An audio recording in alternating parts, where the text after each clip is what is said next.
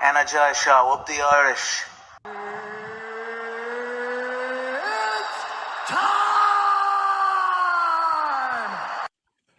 Okay, what's going on, guys? And welcome to a brand new episode of Energized, brought to you by Forged Irish Stout. Ross, are you intoxicated or something? Introduce the guest, man. Today we are bringing you the fighting pride of the North Side. It's Mr. Main Event, Nate Kelly. Nate, how you doing, bud? Yeah, I'm good. I'm in good spirits.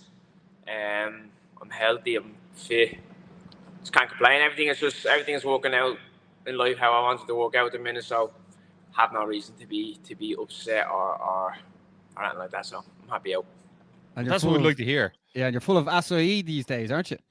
Full of acai. Not too much now when the weight cut is coming into play, but you can guarantee when I'm done this fight, I'm gonna stock up and absolutely get fat on the acai. Yeah. Nate, tell us this: did this new KO acai just get the plug in early? Did this business come from the windfall from PFL Dublin? Sort of like I was actually thinking about it a while. I just saw there was a big demand for it, like at tournaments and stuff like that, jiu-jitsu tournaments and stuff like that. And there's always a queue at the stands, and I really enjoy acai. I'm a big kind of fan of it. I've tasted it everywhere I go. If there's an acai bowl, I'll be buying it just to have a taste of the different varieties of acai and stuff like that. So you could say I'm a little bit of an enthusiast. So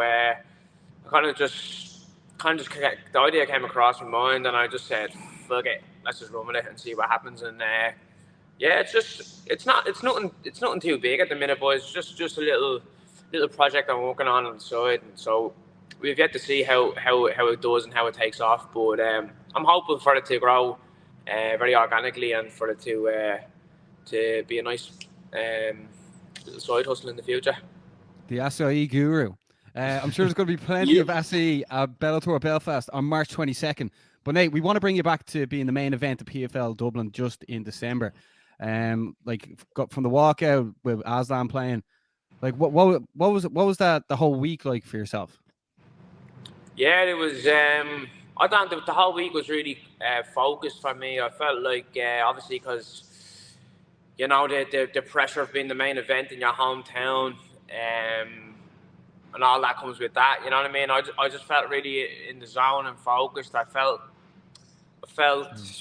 like I was meant to be there. I felt like I was destined to be there. I felt like the opportunity that I got, the pressure that comes with that. Like I always feel like I rise to the occasion when I'm under high stress opportunities or high pressure opportunities. So it was just about me staying as professional as I always am and making sure to capitalise on the moment when it was time to go. And I did just that from the fight week, leading up to the fight, from all the media. I done all the behind the scenes stuff I did with Motion Masters, who's working with me, following me around the last while.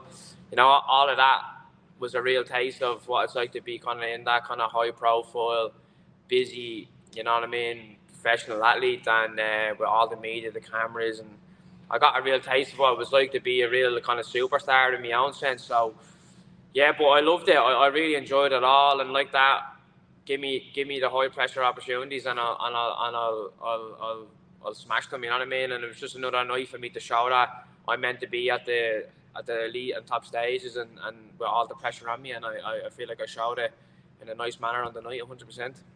Yeah, Ross, what a night it was to be at as well. Yeah, it was incredible. It was insane, and like obviously you topped off the night. And as a fellow PFL man might say, the core course box pressure is a privilege, and you rose to the occasion on that time, Nate. And it was unbelievable to see, and it was the best result for Irish MMA on the night as well. Like that, it was really important that you got the win. Obviously, you know, you said you like to rise to the occasion of that, but did you feel any extra pressure? Being the main event, did that make any difference to you come fight night, or did it, you know, when you were walking out, you're like, right, this is the last fight of the night, better send the crowd home on a good note, or are you just concentrating on doing your thing? excuse me. And I was just concentrating doing my own thing. If anything, I was actually very calm. I was actually felt like I was too calm before it. I had a nap in the change room for like, I don't know, 20 minutes. I was woke up from that a little bit groggy and tired, and there was actually a point where I was like, fuck, Nate, you're actually fighting in less than a half an hour. You need to wake the fuck up a little bit. I just felt exhausted. Obviously, it's the long week and the busyness of it all and blah, blah, blah. And it was actually a point where I was kind of like trying to bang on my chest to wake myself up a bit, because sometimes I'm really pumped and hyped going into fights, whereas this one I was just super chill. But what I did was I just decided to run with how my body was feeling. I didn't try to hype myself up too much. I just went with how I was feeling. I didn't try to change the rhythm of the way my body was working on that day.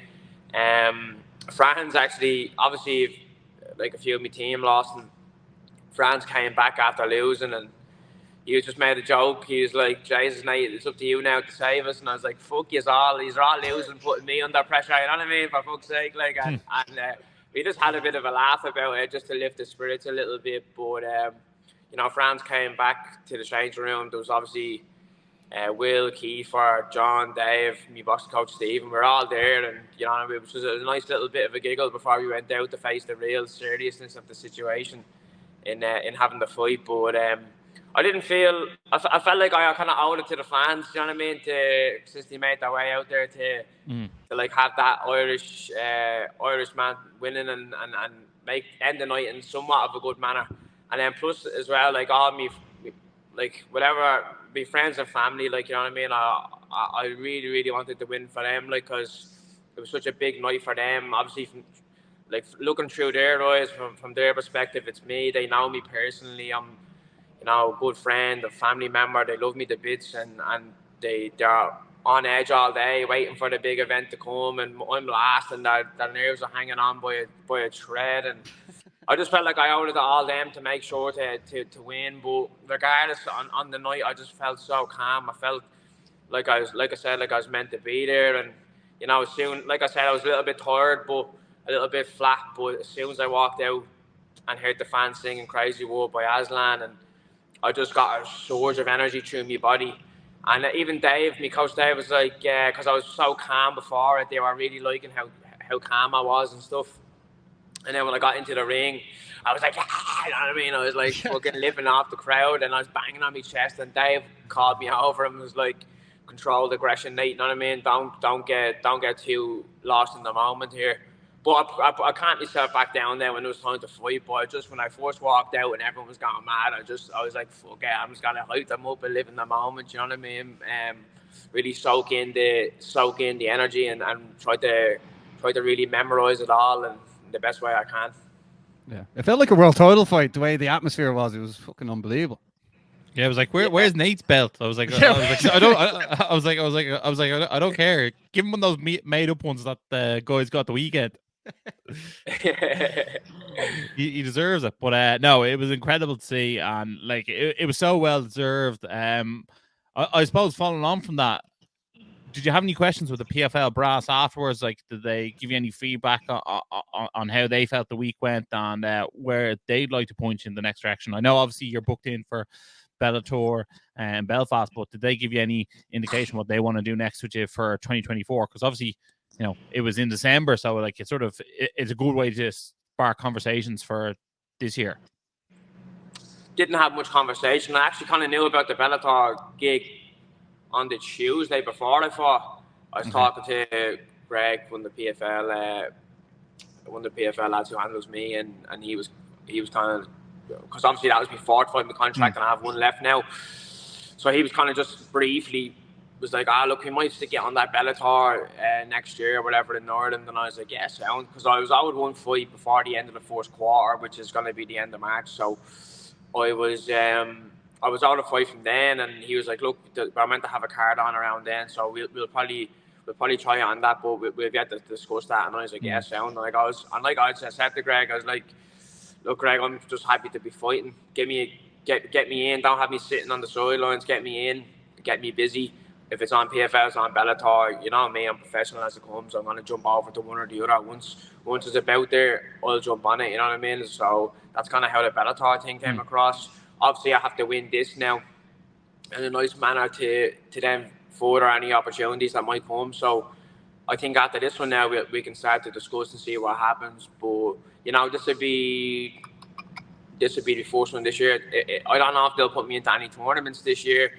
They might have me fight just on a few more cards, like on single bouts, just to see out this year, and then maybe next year I'll get the chance.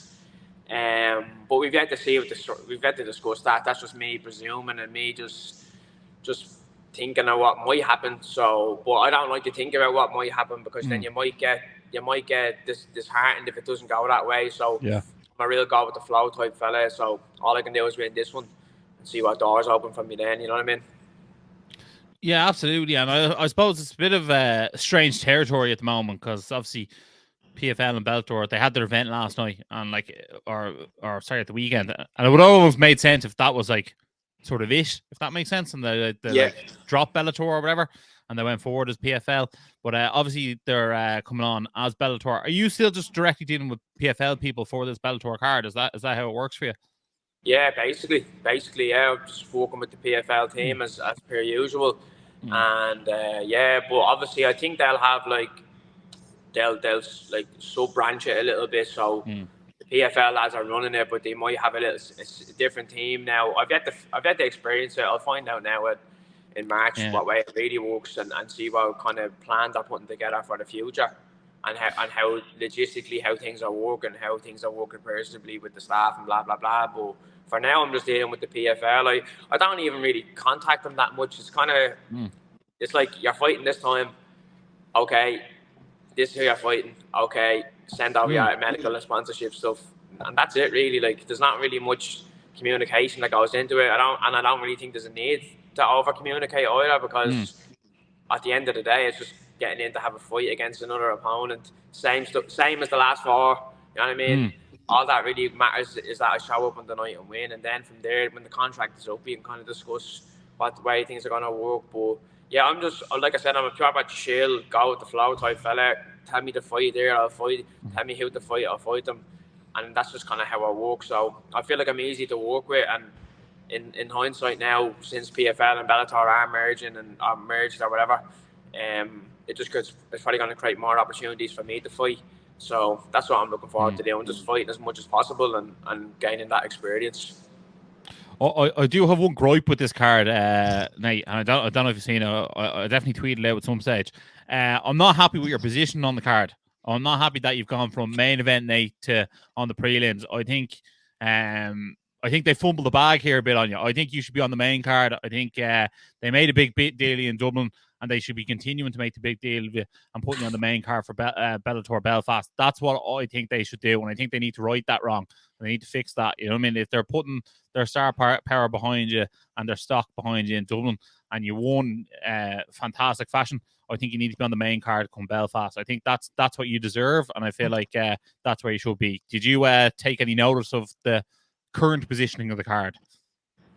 Yeah, well, I do agree with you in one sense from the terms of the points you made, but you know, I kind of also have this like respect for the Bellator kind of OGs who have been around the while. So, and I understand that, you know, I'm just a PFL head coming over to this kind of Bellator card, you know what I mean? So yeah, I kind of respect that, given the Bellator lads who were with Bellator originally, they're a bit of respect, because at the end of the day, they've put the work in with Bellator this far. So to have me, I'm not saying stranger, but some randomer who's, you know what I mean, not really had much ties with Bellator bar one fight, to come in and take over the card and leave all the kind of more experienced people who even have more fights than me to take their shine. I understand why they're kind of doing that in a sense, but at the same time, I agree with the point that you're making. But to be honest, like, I understand why people would think that, but for me, it's just business. I don't give a shit where I fight on the card. If I'm the last fight, if I'm the first fight, I'm just there to do my job and to fight. And the one benefit of it is that I can actually fucking fight and then watch the fights after. Normally, I'm last all the time, so I don't get to see any of the fights. So it's going to be nice for a change to actually get in, have me fight, and then chill back with my friends and family and watch hopefully Carmore win a world title. So that's what I'm looking forward to doing on the night. Yeah, well, look, there obviously is big stars. What's called for the Irish scene on the card. Like obviously, Carl Moore's fighting for a world title against Corey Anderson, which is like a world class light heavyweight title fight in any promotion. Like they're two unbelievable fighters, and then obviously, James Gallagher's on the show as well, the Jimmy Show. You know what I mean? Like he brings an awful lot of eyeballs. But Nate, just gonna say one more time, I think your name needs to be up there with those guys. I know you're saying, you know, you're the PFL blow in here, come here, but this is Professional Fighter Leagues presents Bellator Belfast, and when it comes to PFL, when you look back in the history books, the first ever man to headline a PFL event in Dublin was the one and only fighting pride of the North Side, Nathan Kelly, and you better believe it. And I just want to see the respect put on your name it deserves. Obviously, I know you're probably less pushed on it, that you're going to get to enjoy to watch the fights afterwards, but look, it just has to be said, I think, Basmo, doesn't it? Yeah, yeah. I No, I put don't. across it as well. I just think that as well is they chop and change their minds a lot. Like it's still quite early. They might move the card again because there was a point where I wasn't even the main event in Dublin, then I ended up being the main event. So you know what I mean? They chop and change their minds. So I wouldn't put all my eggs in the one basket yet. I'd say maybe fight week will really know what way the card is. So I'm not really thinking too much into it. If they change me, they change me. If they don't, they don't.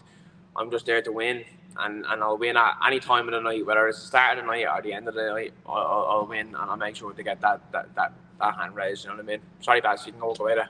Yeah, no, well, like Nate, you're obviously going to be a big ticket seller, and this is going to be on a Friday night. So if like the later you're on it, the easier it will be for your friends and family to get up to Belfast to actually watch it as well. Yeah, that's one thing I was thinking. Like if I'm on earlier, it's like, oh fuck, whoever's gonna get up, they might not make it on time or do whatever. But Get at the end of PTO the day, booked you know in. what I mean? I can't control the circumstances myself. I just need to focus on what's important for me. Like there used to be a period in time where I was like trying to micromanage people, what time they should be leaving at, what time they should be, what transport they should be taking, where like all the finer things I used to always stress about. But now, even in terms of the ticket sales, like I really pushed hard for Dublin, whereas this one, it's up in Belfast. I'm probably not going to get a lot of the people going that I had in Dublin, obviously, because it's further Spain and it's a Friday and it's a little bit harder for people to get there. So I'm not really putting too much stress on myself to push tickets this time around because, you know what I mean, the circumstances are different. But at the end of the day, whoever comes for me, and whoever is there to support me will have my love and support. You know what I mean? So. Yeah. Well, you like, know what I mean, well, Baz? there If is you want the there's a main event difference. ticket sales. You need Yeah, to well, have Nate on the main card, Basmo.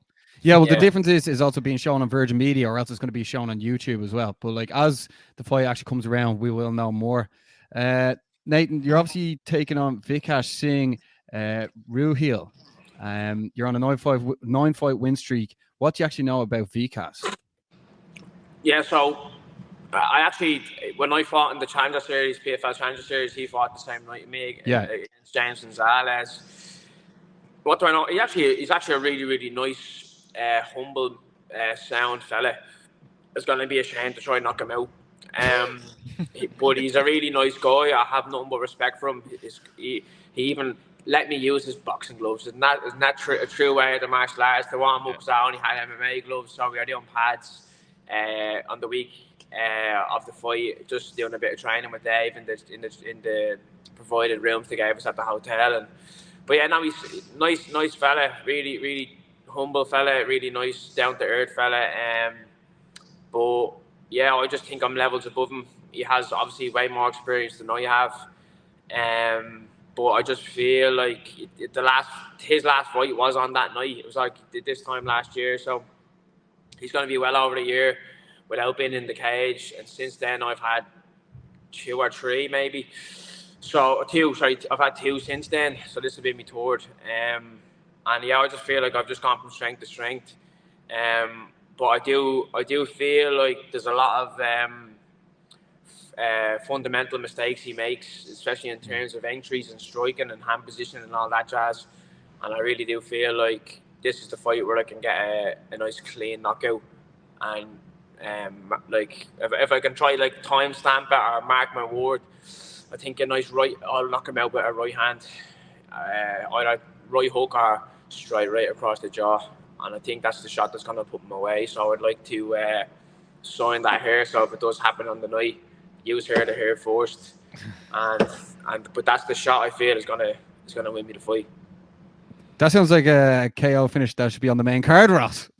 I'm gonna beat that drum until like if you walked out first fight of the night, I'd be in the rear. What's called at the event, being like, should have been on the main card. Should have been on the main card. You had your hand raised and be like, hand raised should have been raised on the main card. And then Carl Moore win a world title and go, yeah, but Nathan Kelly should be on that main card.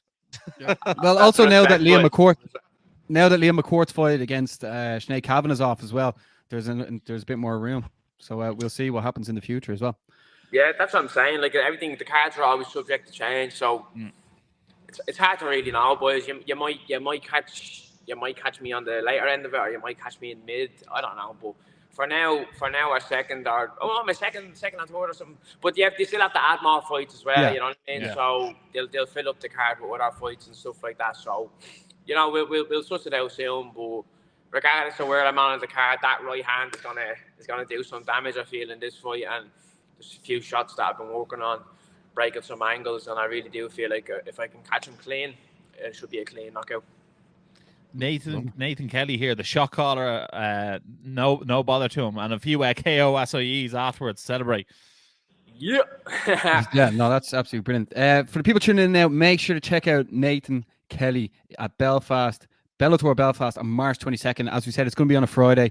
As it comes closer, we'll know if he's going to be on YouTube or Virgin Media Sports. But either way, it's going to be a night not to be missed. Nathan, is there anything else you want to say to people tuning in that are looking forward to seeing that sweet KO on the main card? Yeah, so obviously tune in on the night. It's going to be on, fingers crossed, Virgin Media or YouTube, depending on where I'm at on the card. I predict a KO inside 2 rounds. I really do feel it. Hopefully it's the first, but it might take a little bit of feeling out to get the right shot. But I do feel like there's a KO there for me inside 2 rounds. And yeah, just expect full flow night to be out in force. I'm really on a good run here. I'm feeling the love. I'm feeling like I'm a real true mixed martial artist in the fullest form now. So I just really want to show it. I've been working hard the last 3 years, grafting, knocking out the fights, and you can really start to see me progression. I'd like to thank all my team and coaches up until this far. We've been doing a great job as usual, pushing each other and building the levels.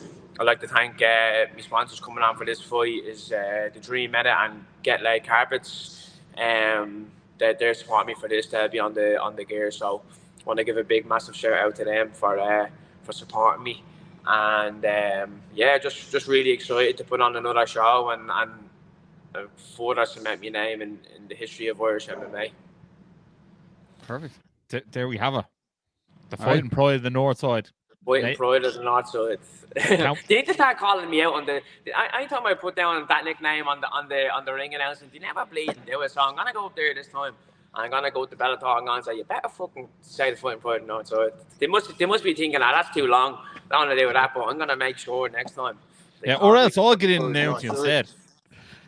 Yeah, and the fighting pride of the North. Oh, the fight's over, bollocks. And the fighting pride of the North Side should be on the main card. Yeah. That's right. We need to just keep pushing that, because I remember for the PFL Dublin News are pushing it as well. That should be the main event, and then funnily enough, I ended up getting there. So we should see. Maybe we know the right people. Maybe I'm on to the right people. Yes.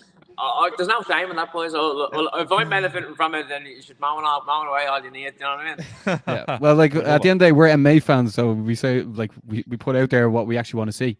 Yeah. But Nate, we want to thank you very much for coming on the show, and we're going to let you get on with the rest of your day. But so Ross, that was Nathan Kelly.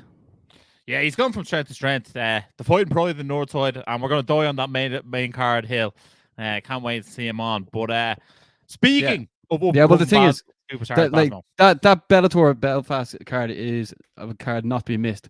But there was also a huge card over the weekend, and it was called Cage Conflict, and we have the most spoken about person of the whole entire card on the show next. Welcome to the show, Mr. Amon Dean. How's it going, bud? All good. All's good. Man, Eamon, what a performance you had Saturday night. That was absolutely sensational. The Devonish was on wheels for the second weekend in a row. No, the second time in a week. Second time in a week. Unbelievable scenes, unbelievable highlight reel finish. Tell us this: how did it feel on the night? Because the place is going nuts for you. To be fair, it was the most calm and composed I feel like I've ever been for a fight. It was the first time I was ever entered a ring or a cage and just was completely aware of everything. And there, it was like as if I was sparring nearly. I just felt in total control.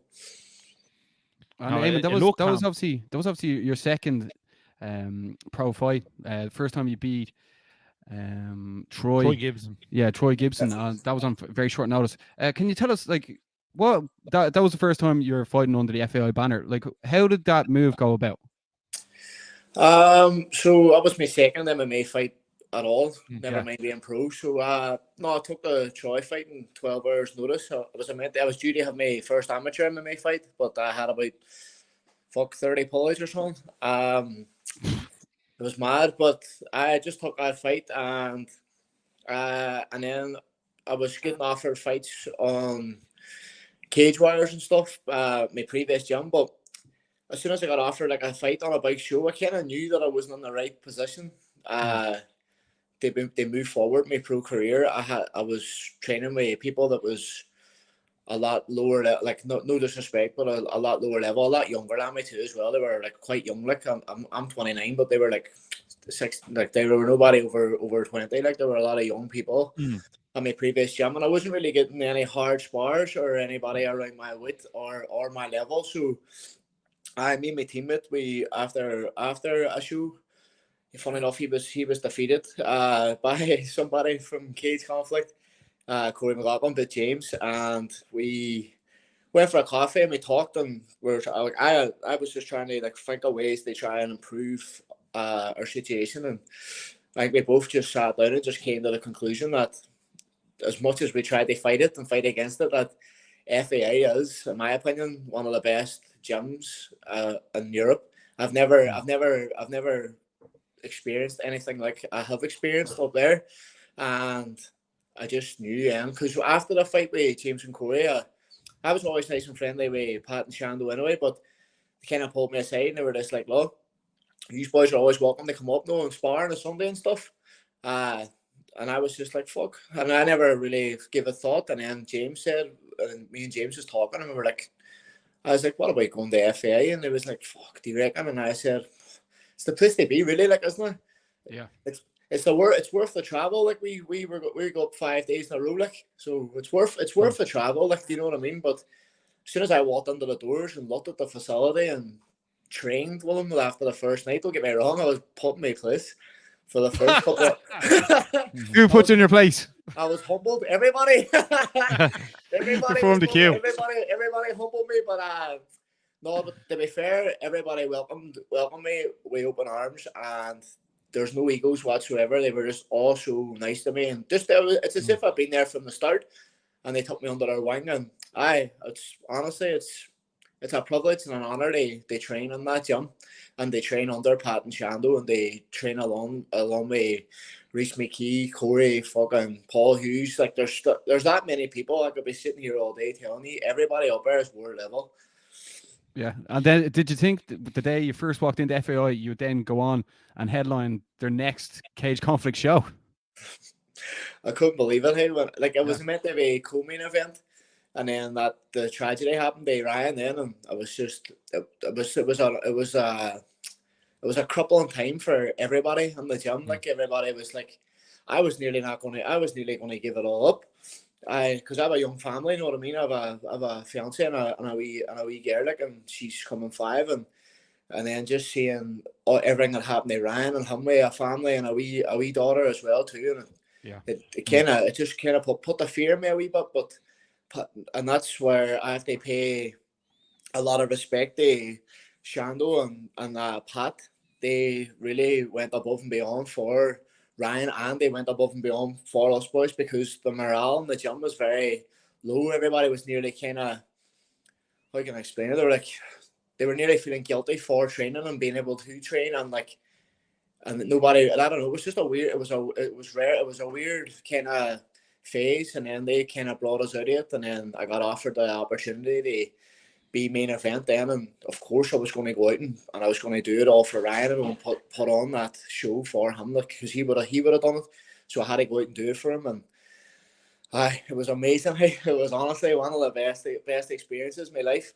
It was great, and the way the warm up room and the coaching team and everything, like, it's mad. That's what me and Corey were talking about. Me and Corey were talking today on the phone, and I was like, I've never experienced anything like that my whole fighting career, like through kickboxing, K1, MMA. I've never experienced the professionalism of getting warmed up, having your own warm up room, the pep talks before the cage. I'm not going to give it away. There's like a secret. There's wee secret things they say to you in your ear, trying to get your breathing under control. And as soon as I enter the cage, normally I go on and I just go straight into the K1 mode and have my hands against them, just swinging like a madman. But I was really calm and relaxed. Probably could have. I'm only going to get better. I still feel like there was a few things I wasn't happy about on it, like, but even though it only lasted a month. Yeah, it was only a minute long. If you want to watch the fight back, we have it up on our Instagram wall. It's on Ames as well, so make sure to check it out. It's only a minute long, but it was worth a watch. Yeah, it's well worth a watch, man. Ross, what you make of the event overall, bud? Oh, they always put on an amazing show. Do you know what I mean? Crowd was phenomenal. The setup was phenomenal. The warm-up facility was amazing. Like, it's just that they go above and beyond. Like, there's no expense spared. You know what I mean? Yeah. Way better than the Pleasure Boys. Oh, don't know. There might be a career for me after fighting. Who knows? Yeah, same here with us two as well, Ross. If this doesn't work out. Yeah, exactly. You touched on it. This is only your second ever MMA fight. Obviously, you've won both so far. You have a big background in stand-up. Are you sort of looking to fast track this career now? Because I know you touched on as well, you're 29. Are you looking to make waves sooner rather than later? You've already started off on a strong note, to say the least. Well, like I said, I turned 30 now in June, and I think time's against me. I think there only is one other way. I have to just go full steam ahead. You know what I mean? But I feel like I'm under the right coaches, the right team, and the right gym, and I trust in everything that they're going to do for me. And I'll just leave my career in their hands. All I have to do is show up to the gym, train, and put on the work, and the rest is history. Do you know what I mean? They'll keep me right. I feel strongly about Pat and Shando, like them two boys. They know what they're at, and they know how to build you up. Do you know what I mean? And then obviously you've got like a quite unique look. Like, you stand out from the crowd, and like, you've obviously got the skills to pay the bills. Obviously Bellator's come to town in Belfast. Is that a show that you'd like to fight on? Of course. I'll fight on anything. I'll fight anybody. I'll fight out in the fucking street.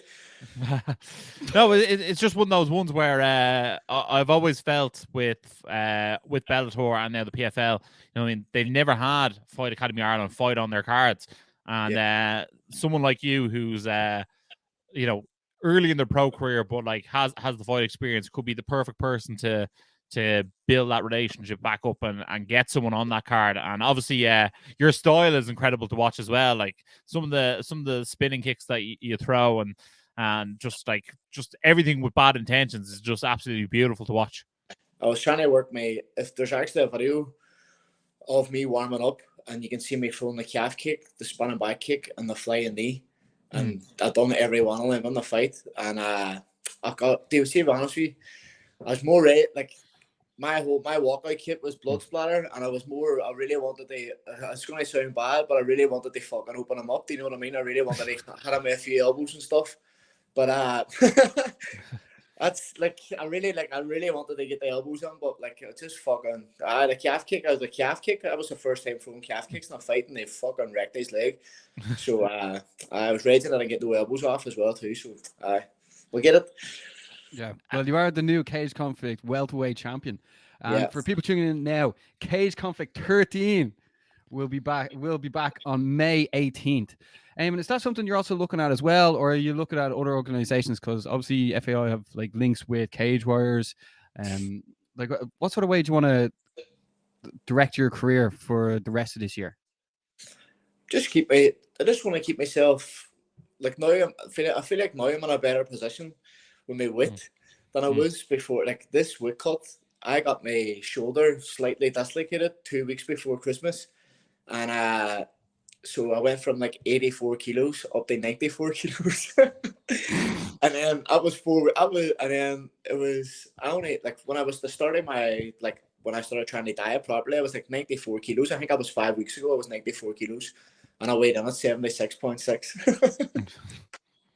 So the main goal now is to keep the weight down, keep training, stay injury free. I hurt my hand a wee bit in the fight. I think I jarred it a wee bit just with throwing a left hook, but it's not broken. I can move it, but I just think I staved the top of it. But other than that, I'll be back to the gym now, and I'll be back to the gym next week. But I stay injury free and just train, and then whatever opportunities present themselves, like as you know already, I'll fight anybody anywhere.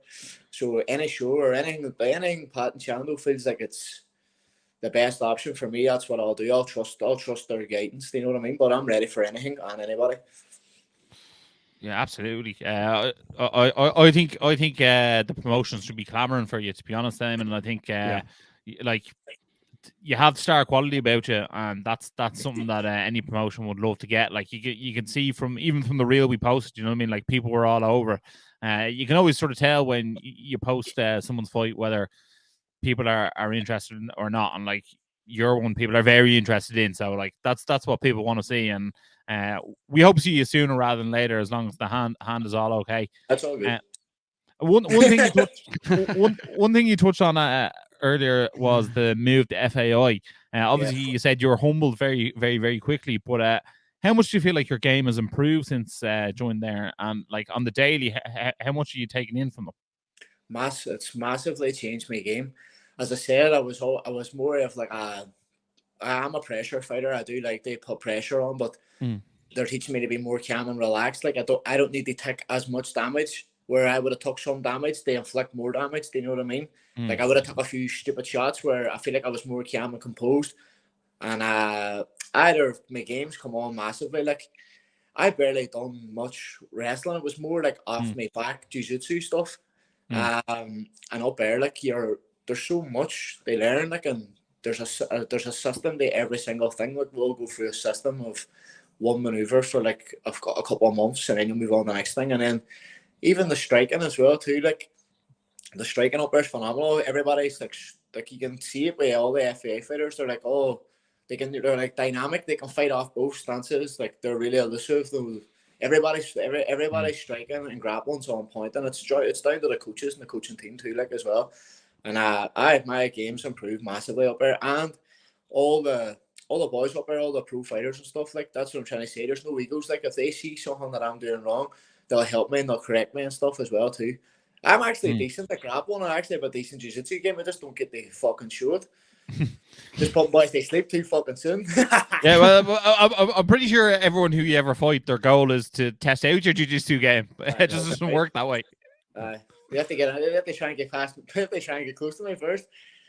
And tell us this. Obviously, you fought Troy Gibson in your first fight. What was it like when you joined the gym and saw him first time out? That was grand. Troy's fought everybody from there. He fought me, Blaine, fucking Jordan O'Neill, for fuck's sake. Man's fought us all. Yeah, I know you're all FAI lads. I know. See, that's what I'm saying. As soon as I walked in here, it was like water under the bridge. Everybody, like as soon as you go up there, you're just boom. Everybody's a team. Do you know what I mean? And I know me and Troy was A1. Like I was messaging Troy straight after the fight and thanking him for fucking taking the fight in short notice. Do you know what I mean? And he took it as well too. He about me, like, so he went under the unknown as well too. But Troy's A1. He's a good teammate and he's a good man. Yeah. Really nice fella. Yeah, we also want to give a shout out to Corn McLaughlin, James Slavin, Owen MacDonald, and Benny the Butcher. They all won the titles on the weekend as well. Eamon, don't forget about Henry. Oh, sorry, Henry Corrigan. Sorry, excuse me. That was that was a separate reel. But and shout out to Henry opening up his new gym as well. Like the thing is with FAI, there's just so much going on. There's so many fighters. It just keeps growing. People are just improving like so fast, and like it's going to be really exciting to see what to do with the next cage conflict as well, because obviously Tiernan Lochran wasn't able to compete on it. Obviously, unfortunately, Ryan Curtis wasn't able to compete on as well. Who knows? Maybe yourself on May 18th, you could headline it again. It is going to be very, very interesting to see what happens in the future. But Eamon, we do want to thank you very much for your time. Is there anything else you want to say for the people tuning in now? Because this is obviously your first appearance on the show, and it could be potentially the last of what you say here, bud. No, I just want to say thanks to my coaches, my team, my fiance, all my sponsors, and I look forward to the future. And I hope you all enjoy the fight, and it's only going to get bigger and better. Let's fucking go. Yeah, Eamon, I want to say you've really announced yourself on the pro scene. People are clamoring to see you in there next. We can't wait to see you in there next. We've become huge fans of yours over your first 2 pro fights, and long may it last. So can't wait to see you out there again. And best luck and best skill, and come to a cage near you. Yeah, thank you boys so much. I appreciate you getting me on. Hey. Yeah, perfect. No worries. So Ross, that's Amon Deane. When are you going to get a face tattoo to look as cool as him, man? Oh man, I think it'll be a while before I can pull something like that off. But look, he seems like a really nice guy as well, because obviously he's a scary looking dude. He fights scary as well. So I'm sure it's going to be somewhat difficult for him to get a match on the regional scene. That's why I feel like if he moved to like a PFL or a Bellator, he'd be guaranteed to get the matchups. So I think that'd be a massive opportunity for him, and it would be nice to see FAI in another promotion as well. Yeah, well, like the key thing in MMA as well is standing out, and like you can't say Amon Deane does not stand out as well. No. If you are enjoying the show so far, make sure to like and subscribe and leave a comment if you want as well, because we are here every week. We're just going to discuss all the other latest MMA news, and we will get into the Energized questions, Ross. I think that's your new favorite part of the show. Yeah, I love answering a question. Yeah, well, here I just want to start at the top, right? Yeah. Did you see Ilia Topuria walking out in the Santiago Bernabeu, Real Madrid's home pitch, and being presented with the UFC belt as well? Yeah, I thought that was actually really, really cool. It just goes to show how much of a superstar that man really has become. Even like Sergio Ramos for Sevilla was like getting over for a handshake with him. You know what I mean? They all wanted to rub off him. Also, I thought it was absolutely insane that Real Madrid actually posted him to their Instagram. It just really goes to show that this guy's gone global. Obviously, he went in there, was quite arrogant come fight week, fought Volk, who's like the nicest guy or the most loved champion, I'd say, in the UFC going into the fight. And all of a sudden, he's after like stealing all his thunder and running with it. No, he 100% has. I think it's going to last for a while. Who would you like to see Topuria fight next? I think him versus Max Holloway in Spain will be absolutely gangbusters. I think that would be like such a good fight. Obviously, both have insanely good boxing. I think that's the fight to make. I don't want to see Volk compete for at least 6 months plus. I know that rematch is on the table, but I think Volk needs to take a break for a while. Yeah, sure. He's coming off 2 knockout losses, so hopefully he comes back at some stage. Ross, over the weekend, UFC Mexico went down. Before we get into the fights inside the cage, what did you make of the fights outside the cage?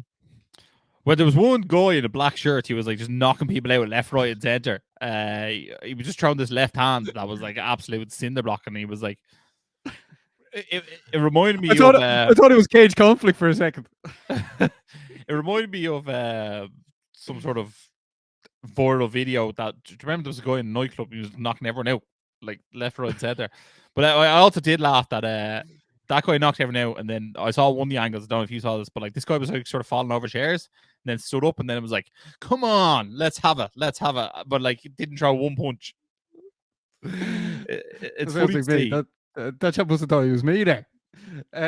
Ross, in the main event, Brandon Royval defeated Brandon Moreno by decision.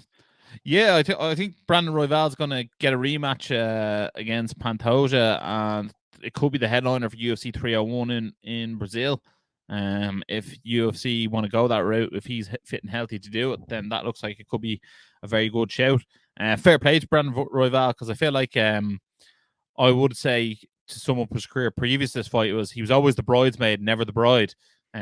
He always sort of fell at the last hurdle. But not on this occasion. He managed to get his hand raised in a very close decision fight. It was, yeah. And then did you see in the co-main event, Brian Ortega versus Yair Rodriguez. And when Brian Ortega was being announced by Bruce Buffer, like he did something to his ankle and then he was limping around and pretending that he wasn't hurt. Did you see that? No, I actually didn't see that in the announcement. I did see after the fact that he was like, "Oh, I actually got injured." He actually said in the warm up, but I didn't actually see when he like rolled his ankle. But And then still got the win. Because the first round he got absolutely smashed in. Yeah. And then he came back in the second round and was dominating. I think one of the judges actually had 10-8 Rodriguez in the first round and then 10-8 Ortega in the second round. I can't remember the last time one person won 10-8 and then lost 10-8 the next round. But that was absolutely incredible to see. And then it was a bit bizarre the way he like sort of held on to the submission a bit longer. And then, like, he also then refused to let Mark Goddard raise his hand as the winner at the end. It was a strange fight, but look, Brian Ortega, he might be the person who fights Topuria next, obviously depending on how UFC 300 goes. And obviously, Brian Ortega, I don't know if his Spanish is good, but I know he does have Mexican descent. And if his Spanish is good and Topuria's Spanish is good, maybe that's the fight that you do in Spain. If they can both speak Spanish, it could be good for the press tour. Yeah, that's a good point. Then also this weekend, UFC is back. Rosenstrike is taking on Groziev in the main event. This week is actually your pick, Ross. So what are you feeling for this main event? Look, Rosenstrike is like an awful lot. I think this is his 9th UFC main event, which is absolutely incredible to think. But I think he's catching the L this week. His opponent's undefeated. I think he's 12-0. Right? Yeah. Yeah, I think so. Yeah. So yeah, I think Rosenstrike's gonna catch an L this week, and you can put me down for that pick right now, Basmo. Okay, yeah. Okay. Who's winning, by the way? Let the viewers know. Who do I think is winning? No, who's winning? Who's winning on like our predictions? Yeah, like, yeah. I think it's like 7-2, like or something for you, isn't it? Oh yeah, just want everyone to know. 1, 2, 3, 4, 5. No, it's 5-2 to you. Okay. Yeah. On the way to 7-2. On the way to 7-2. Ross, also this weekend, UKFC is going down, Octagon 54 is going down, but your fighting championships is going down this Sunday. Irish MMA is back again this weekend. Ross, UFC in Uri, Decky McAleen and show. What do you think of this event? Yeah, absolutely. Ure do unbelievable matchmaking. Some of their matchmaking is the best the country have to offer. I think it's Shea Cleland versus Damien McGuigan in the main event, if I'm not mistaken. These are two of the best flyweights in the country. I don't think either lad is older than 22. I think one of them might even be a teenager, but they both might be teenagers still. Unbelievable high caliber fights, these two. The winner could easily be the best amateur flyweight in the country. I feel like we're constantly saying that when we see some of the matches on Europe, but that's the way it is. And I think Tiernan Loughrane is still trying to get on the card where possible. So if we could see his pro debut on Europe, that would be unbelievable. Again, like I think the likes of Sam Simon and stuff fighting on the card as well. Decky McAleen does an unbelievable job when it comes to the fights. Look, I'll definitely be watching Basmo with you. Typical, man. Well, I'm an absolute degenerate watching Irish MMA, so of course I'm watching this. You're mad. Ross, just before we get into the Energized questions of the week, I'm just going to say what's on next week. Next week, Anthony Joshua's fighting Francis Ngannou.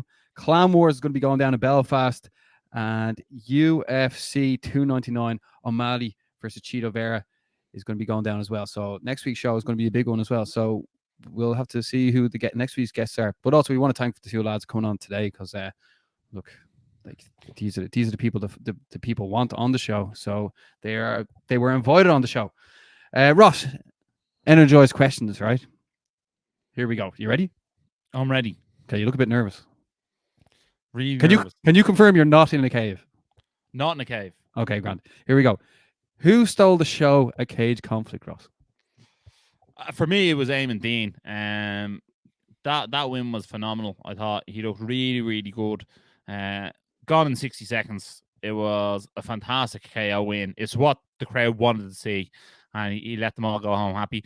But I also will say Henry Corrigan's submission finish was like absolutely vicious. Like he clamped on that rear naked choke like there was no tomorrow. Yeah, just touching on that. There's a couple of questions about cage conflict here. Sorry, I'll go to this one first.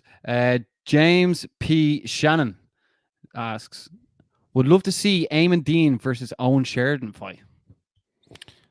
I'd be all over that. I think a couple of people have said that now.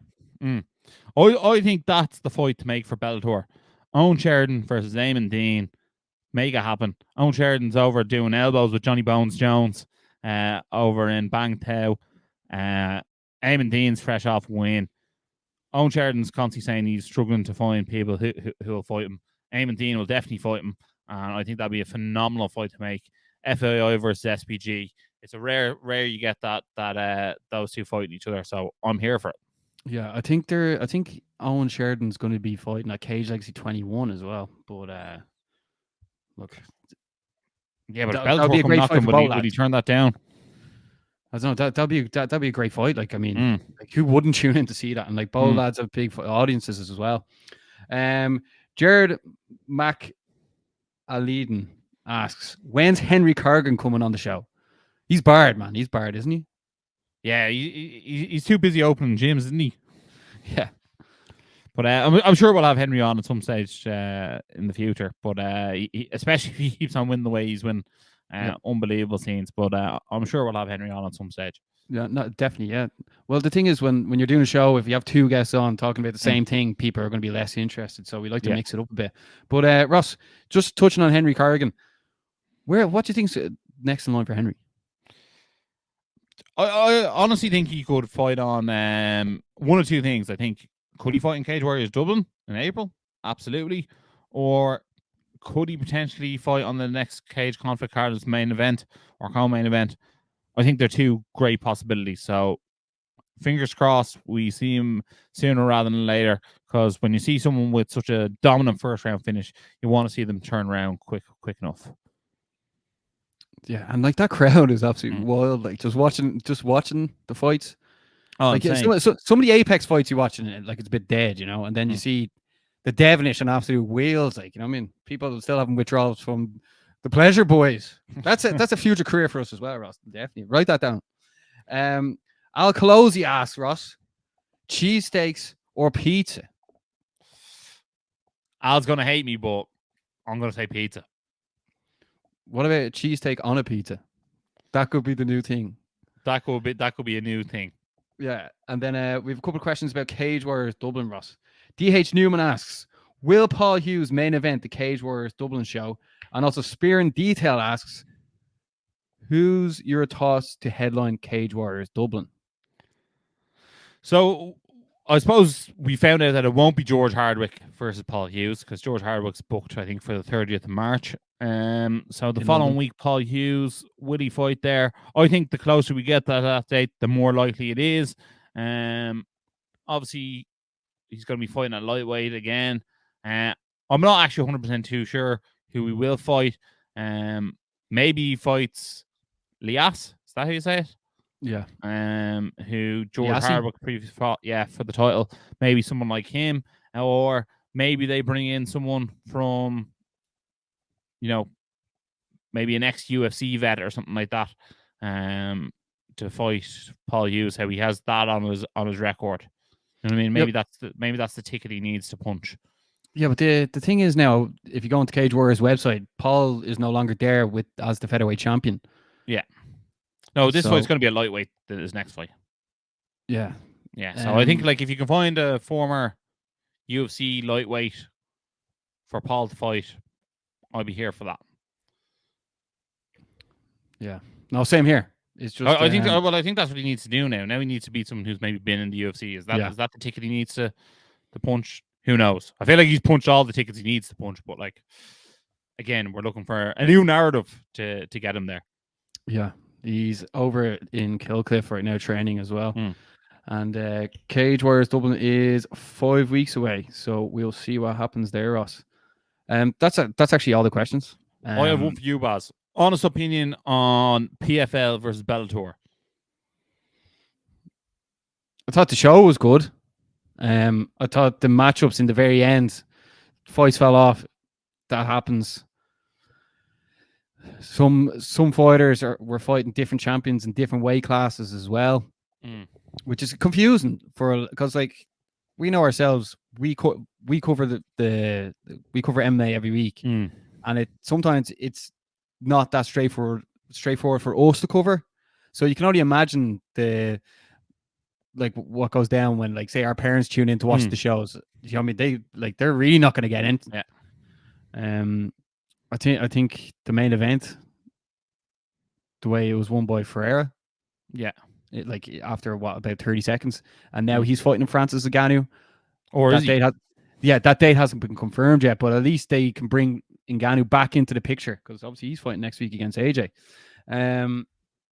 I think overall,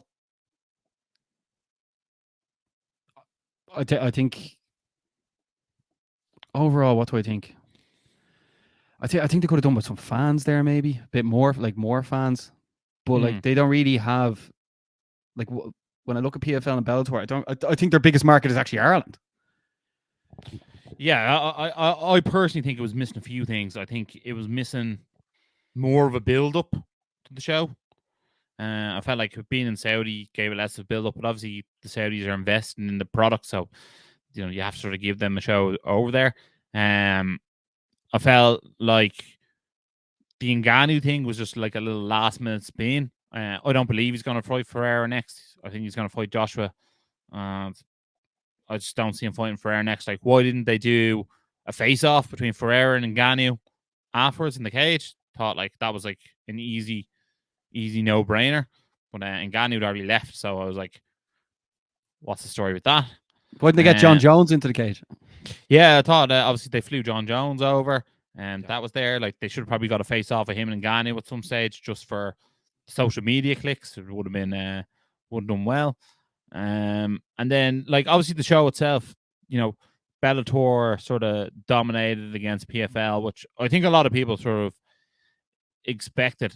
That, so like, I suppose it goes to show that PFL buying the roster off Bellator was probably worth it for them, to get a higher caliber of fighters.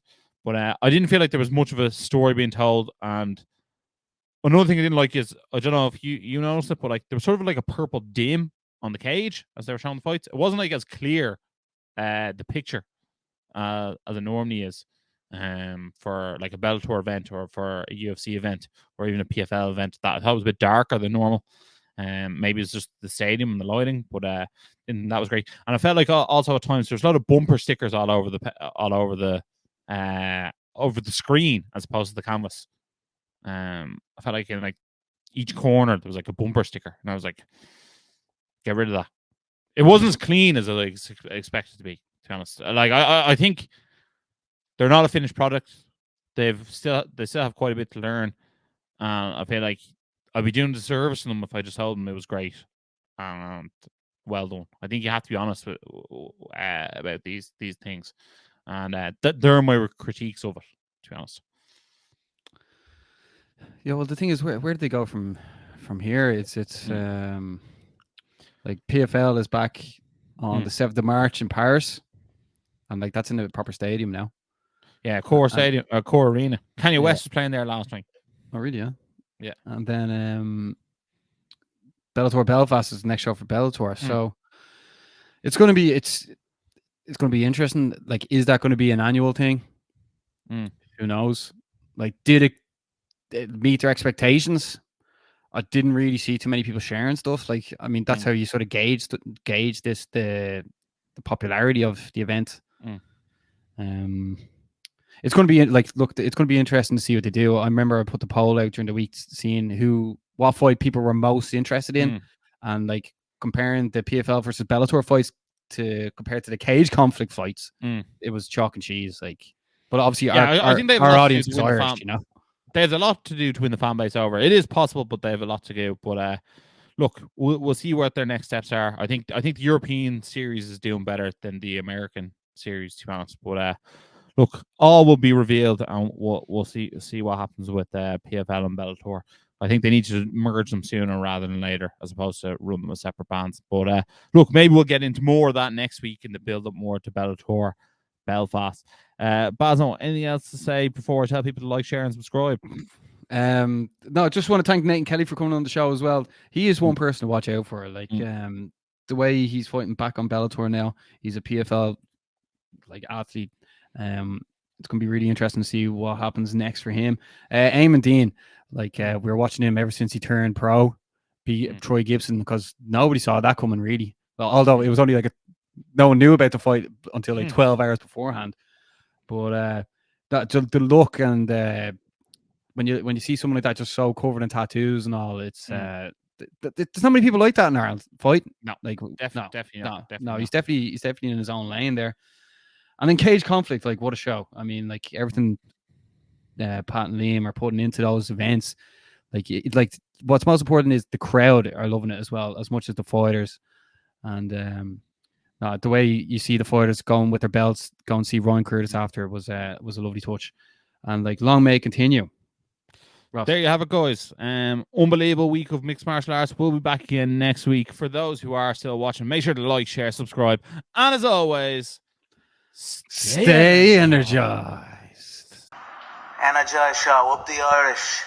Been sussing you guys a couple of times. I've seen a couple of clips. I think you've done some interviews with Dylan Moran and that I saw. So keep going, keep up the good work, guys.